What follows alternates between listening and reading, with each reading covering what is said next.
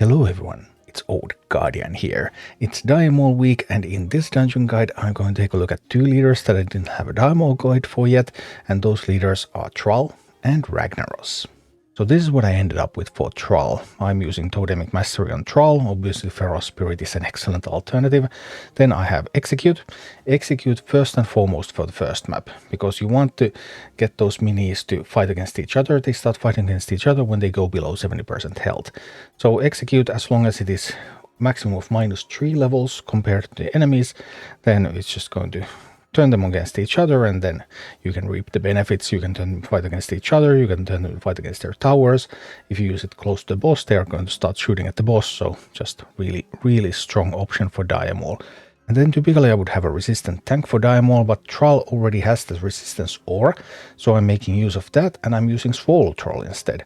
And Swole Troll then going in together with Thrall, preferably 2 Thralls would really be ideal, so that Thralls would also have resistant. So Swole Troll, and then I can also make it armored with the Frostwolf Shaman.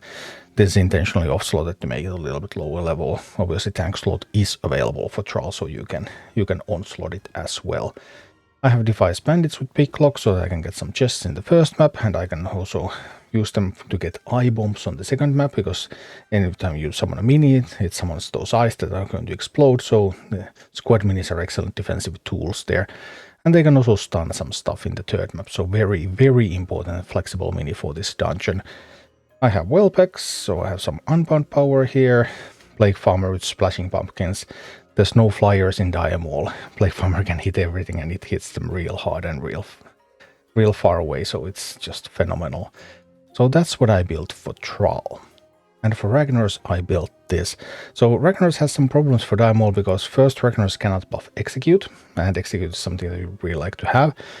You can use it in an off slot if it's up to -3 levels compared to a dungeon, but once it's below that, then it just becomes ineffective, and I had level 19 Execute, level 22 dungeon. That doesn't work too well. Another thing, Ragnaros also cannot buff Defiance Bandits. Our Defiance Bandits still work really well in an off slot. You still get the stun, you still get the eyes, you still get the chest benefits, so it's all good anyway. So here I actually end up going with Molten Giant. The idea being that if I'm able to get Ragnaros on the board, then all my armored minis will have damage reflection. And Molten Giant is a huge armored mini, so enemies are just going to kill themselves trying to kill the Molten Giant. It's a little bit hard sometimes to set up, so I could have used alternatively just Fire Elemental here and a Frostwolf Shaman with Earth Shield to make that Fire Elemental armored, like I do with many leaders. But Ragnar specifically opened up this opportunity to do Molten Giant and Priestess instead. Not the ideal Priestess talent you would want to have Powered Shield, but still, it's okay. I have some Whelpex here, some Unbound Power, Splashing Pumpkins, Plague Farmer again, wonderful. And then I have a safe pile, so I have some unbound power that I can send somewhere. Also deal a little bit of damage, try to get those minis fight against each other in the first map.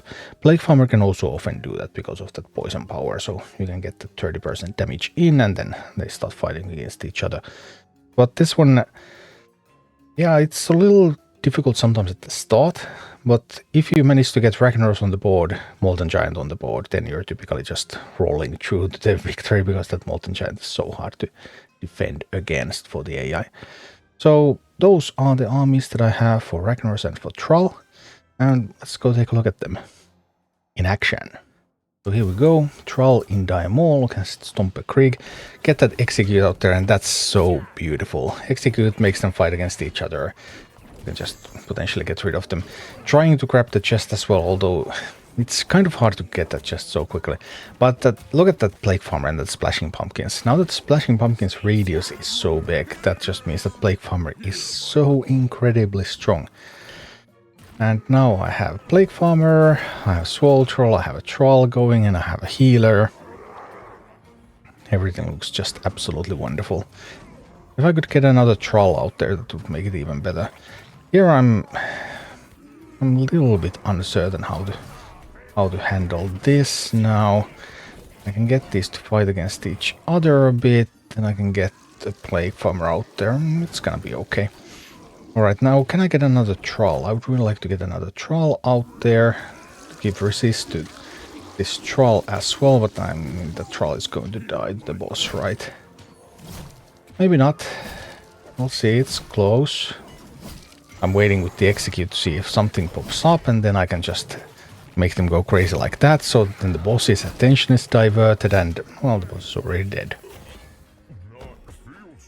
And then the second boss, Immol'thar.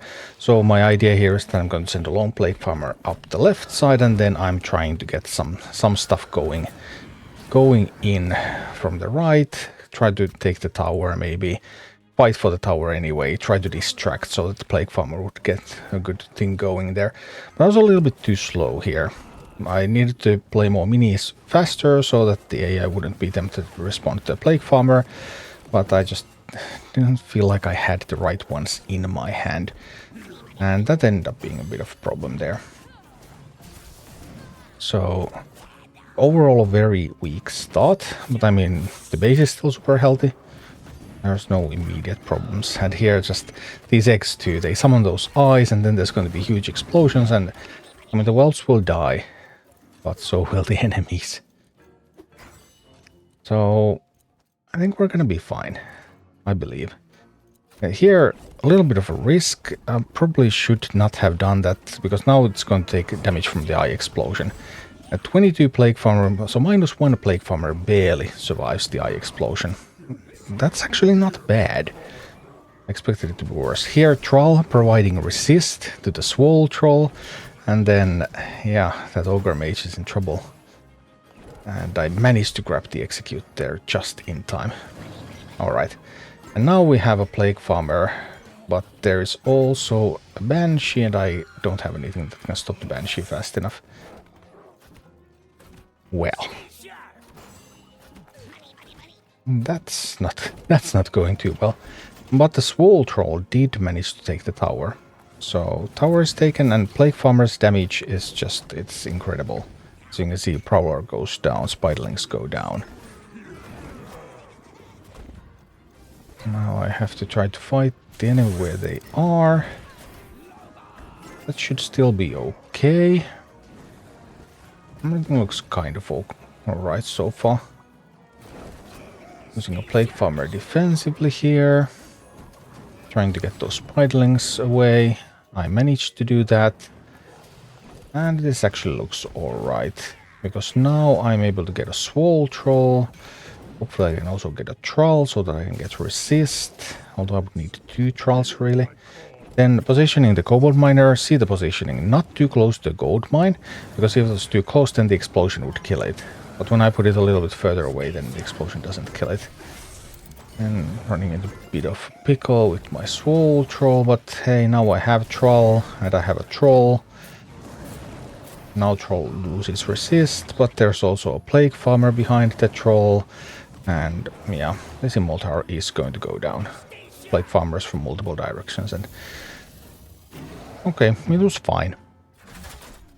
And one more time with the feel against King Gordok. Let's do this. So I'm trying to position these minis in the right deploy zone, because I want them to go to Lethendris, out there on the right, and then turn Lethendris to my side. But this may have been... I'm taking surprisingly much damage here, so I probably needed to use at least the Defias Bandits, try to stun those grunts. So there were some things that I could have done better there. I'm trying to get resist now to the Swole Troll, and I'm also trying to get that tower. I probably should use the execute on the tower, so that they wouldn't be able to play anything there. Luckily they didn't anyway. So okay, that's fine. And then that saves the execute on the right side. Execute on Lethendris. Now converting to my side. Getting to attack the Mountaineer. And everything looks pretty good. There's a pair of grunts coming from the left side. I'm positioning the eggs preemptively there, so that those grunts will not make it to my base. My base doesn't have a lot of excess health right now. Also planning to send a tank out there to make extra sure that those grunts will die. And then we're going in double Thralls, Swole Troll, some healing, Lethendris to slow down the boss. It's fine. I should be sending a miner to the bottom right though. Yeah, there goes the miner to the bottom right. And now we have a lot of damage on the boss, a lot of poison on the boss, slowing effect so that my tanks will survive. I'm going to drop some executes out there and we're just burning it through the heals. Boom. And then let's do Dire Maul with Ragnaros. So with Ragnaros, no execute, which means that this is going to be a little bit trickier. I'm trying to get these whelps out there, and whelps are doing exactly what I need them to do. Yes, they managed to get enough damage in, and now that's going well. Plague Farmer on the other side, getting those bears to attack their owners. That is beautiful. Now I need have a Molten Giant out there, get a bit of healing out there, and next thing I want to get my Ragnaros, so that my Giant is going to start reflecting damage. Here comes Ragnaros. Damage reflection begins. As you can see, when the Ogre Mage attacks the Giant, Ogre Mage takes damage. Those Whelbecks are not going to suffice though, because, yeah, as you can see, Ogre Mages, 2 Ogre Mages, so they were able to shoot the eggs. So should have used Safe Pilot on those, then the shot from the stealth would have done a good job. But when it comes to the boss fight, well, now I have the Molten Giant, and it has damage reflection, and it has 2 healers behind it. So yeah, good luck with that boss. Because this is just, I mean, look at the Giant. I mean, it is only -1, obviously, but even if it was -2 or even -3, that boss would still be in so much trouble. And then we go to Immol'thar, the second boss. Again, I'm trying to do the same thing here. I'm trying to get Ragnaros, and I'm trying to get the Molten Giant. Obviously, in this map there is also the Banshee, so there are some risks involved. I was hoping to send the Plague Farmer up the left lane, but actually it was never going to work, was it? I don't think it was ever going to work because I played Ragnaros first. So probably playing Ragnaros first was incorrect. I should have just started playing some minis that would go to the right. Here I'm feeding Cobalt Miner to the Banshee, by the way, as you can see, so that Banshee doesn't get to damage my base or doesn't get to steal anything important. But yeah, I probably should have started by sending some stuff up the right side and then the farmer up the left side. That would have been better. Because now I don't have Ragnaros up. And when I don't have Ragnaros up, that means that I do not have the damage reflection. So the Molten Giant cannot reflect damage right now, which means that this Molten Giant is also weaker. These minis are not killing themselves on it like they should be doing. And yeah, that's an issue. So now it's just taking damage for no good reason. Few weak things going on over here. But I still have a Molten Giant at the boss with a Plague Farmer behind and Plague Farmer damage. The boss still goes down. And finally King Gordok. And again, I'm trying to do the same thing. I'm trying to get the Molten Giant and the Ragnaros. I'm putting the Molten Giant again on the right deploy zone because I want it to go to Lethendris. I'm also sending a Kobold out there because there's gold to be mined and Kobold soon be mining. The Giant with Taunt at least had the upside that now my base is in good health because the Giant just distracted adequately. Trying to send some stuff, some eggs, some bandits, just sending a little bit of stuff out there, trying to grab that tower. Sadly, it failed though. That wasn't great. Now I do have a chance to get Ragnaros out there, which means that now the Giant just gained that damage reflection. So now Lethendris is shooting at the Giant and hurting itself at the same time, which is what I wanted to happen. We're still trying to get the center tower here. Just a little bit more and we're almost there and we got it. That's sweet. Alright. Now we have the center tower and I have the Molten Giant going up the right lane. So what I need now is I still need to defend the center tower, it seems. And another thing, because I don't have execute, and While I do have Save Pilot and Eggs, killing the healer just isn't the same with Save Pilot and Eggs. I'm again having to fight for the tower, by the way, which is not fun. But what I'm trying to do, I'm trying to grab also the side boss on the left, and I'm trying to send that against the healer. I believe that my Molten Giant will be able to tank for an extended period of time already, so I'm not in any particular danger here. But I want to get to that healer. I'm trying to get to it with unbounce as well, but yeah, it gets kind of tricky. Also sending that Plague Farmer from the bottom left, so that it would go the longest route and the route that would take it, so that it would then attack the healer. That's the goal here. Just trying to get damage to the healer, because the boss is not taking much damage yet. Trying to add damage there, trying to add damage there.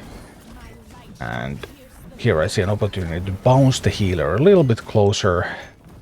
My minis, so that then they will attack it. And alright, healer is gone. Boss is surrounded. Molten Giants, Legendries.